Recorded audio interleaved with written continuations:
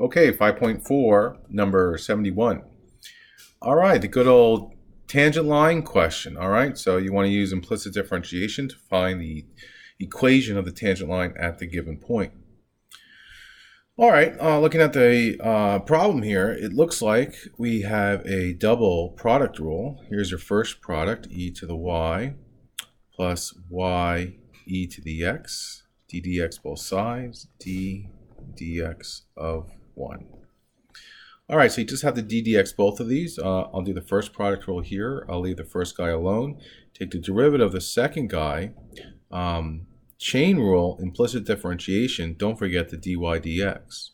Plus, take the derivative of x and leave that guy alone. Realize that that was just the derivative of the first part.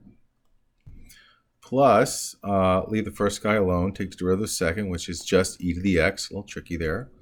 Plus the derivative of y, which is just dy dx. Well, it's 1, don't forget the dy dx, times e to the x again. And the derivative at 1 is just 0. And realize that that is the product rule for that case there. Okay, so let's see. Dy dx, get them by themselves. So that's x e to the y dy dx plus e to the, oops, I want the dy dx, so let's get that dy dx from over in the red zone, if you will, times e to the x is equal to minus e to the y minus y e to the x. Okay, I guess I'm doing a little bit too much here.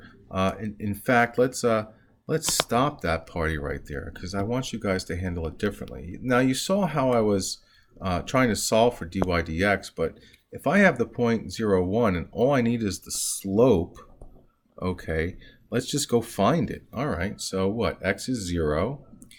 E to the y, well, that's just e to the 1 times dy dx plus 1 times e to the y, well, y is 1, that's just e to the 1, plus y, which is 1 times e to the 0, which is also 1, plus dy dx, and e to the 0 is equal to 0. All right, let's clean that up.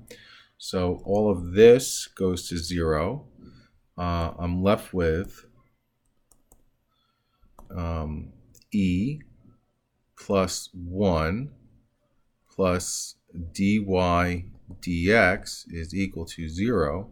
So dy dx is equal to negative e minus 1. And that is your slope. So at the point 0, 1, we get y minus 1 is equal to negative e minus 1 x minus 0. And you can clean that up and just write it as y minus 1 is equal to negative e minus 1 times x. You can go further if you want, but that would be a fine stopping point right there for me. Okay, hope that helps.